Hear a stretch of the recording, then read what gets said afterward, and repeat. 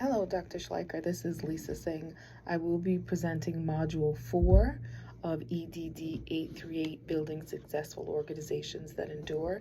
This is for the Department of Education at Aspen University. The professor is Dr. Schleicher. This Module 4 is the essence of teams. And first I'll give you an outline of what I'll discuss, and then I'll get into the presentation.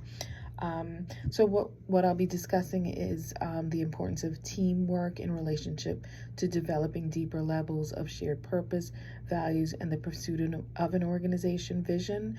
And then I'll go into the issue of stewardship and how high levels of knowledge and understanding regarding this particular content area will lead to better outcomes.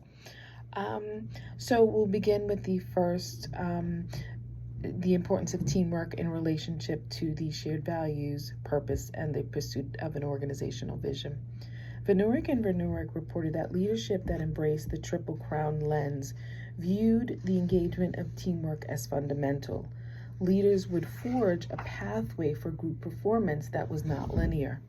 Rather, the approach was described as one that would enlist individuals with stewardship abilities from anywhere in the organization, regardless of their organizational position in the hierarchy. The approach was said to loose the exceptional but dormant potential individuals at the organization possessed. The authors encouraged leaders to not only be aware of the leadership abilities and talent that existed within the organization, within leaders, but to present opportunities to foster the characteristics in others. The activation of leadership capacity and talent was said to have the potential of being transformational for the organization and the individuals involved. Vanuric and Vanuric reported that leaders that did not galvanize leadership abilities in their people led to the underperformance of the organization. Organizations had historically deferred the decision-making responsibility of leaders to those that held positions of authority. The orientation treated leadership as though the leader was an aristocrat, and the vision of the leader, not the organizations, held supremacy. The Triple Crown lens, however, considered everyone at the organization as being someone that had the ability to support and drive the success of the organization. Triple Crown leadership engaged a novel approach that was proactive in developing leaders that were already empowered by the organization's colors and culture of character. That is a direct quote, page 111 of the text. The approach allowed for the guidance of leaders by the organization's vision and shared values. The approach also enabled the individuals involved to perform and function in a state of empowerment where independent thought and action were not legitimized by those in senior leadership positions. The independent thought and action were instead anticipated to exist in the organization's culture and given capacity by the organization's colors. Vanuric and Vanuric 2012 reported that individuals at the organization were permitted to lead with the understanding that they parallel their actions with the culture of the character at the organization. The leadership behaviors can be administered by anyone at the organization, despite occupying a title that is lower in the hierarchy. Persons that have been prepared, developed, supported, and who have the resources of the organization were said to have the potential to obtain results that were remarkable. What was precipitated was a very deep connection within the individual towards the organization, which inspired commitment to the organization. Leaders were encouraged to acknowledge that with teamwork, the needs of the organization were fluid and would flow in the direction needed to fulfill the presenting task. Individuals who possessed the needed expertise, skills, and knowledge would be called upon to engage activities that would yield deliverables. Individuals who embraced the organization's purpose, values, and vision as their own and who were knowledgeable were said to have capacity in solving problems.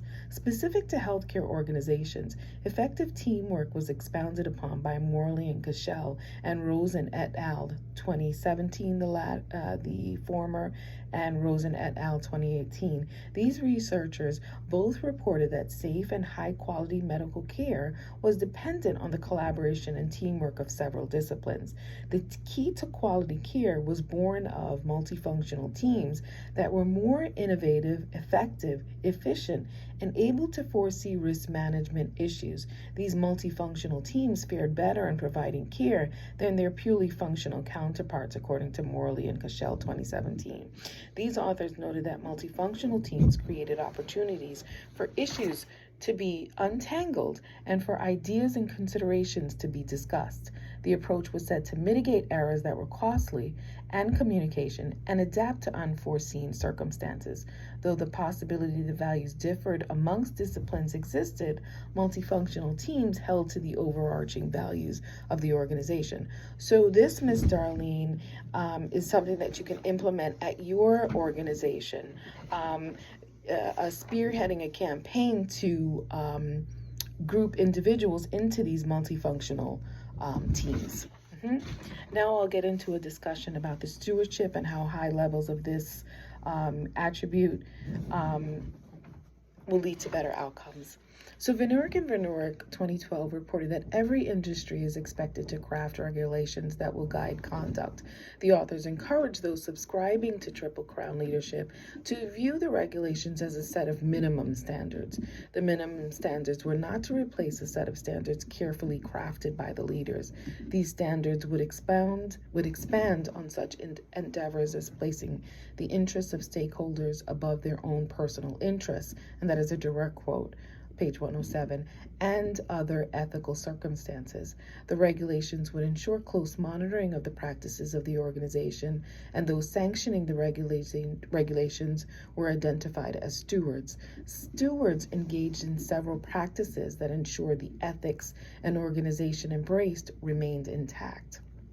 Some of these practices included inspecting, monitoring, validating, and observing the business practices of the organization. Other practices involved resolving disagreements and imposing reprimands and penalties. Through the engagement of these practices, stewards were understood as serving as, and this is a direct quote, as trustees for the organization's quest to be excellent, ethical, and enduring. That's page 112. The behaviors furnish the checks and balances required of the organization to operate ethically and optimally. An organization would be expected to possess several internal and external stewards that would protect the character and culture of the organization. Leaders that subscribe to the Triple Crown lens would differentiate their type of leadership by qualifying individuals throughout the organization to embrace leadership. These leaders would also motivate individuals to perform as stewards. Van Urk reported that stewards would in turn be expected to provide a representation of the behaviors that the organization required and expected. Stewards would be inspired to work on the business, not just in, and that's a direct quote, page 112, and proactively work out of title to galvanize others' behavior. These were set to culminate in a reinforcement of the culture and colors of the organization. One example, Darlene, is given by the text. It's given of a positive stewardship orientation. It involved a leader angrily yelling at another senior officer despite the organization's commitment to integrity and excellence.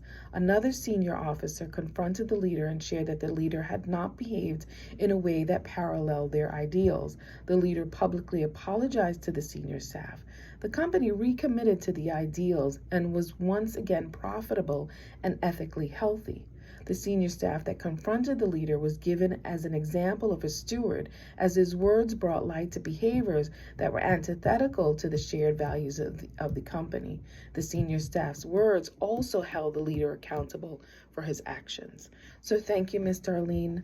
I will be following up with a summary of what I've discussed with you, as well as some examples of what you can implement at your organization to spearhead stewardship and teamwork at your organization.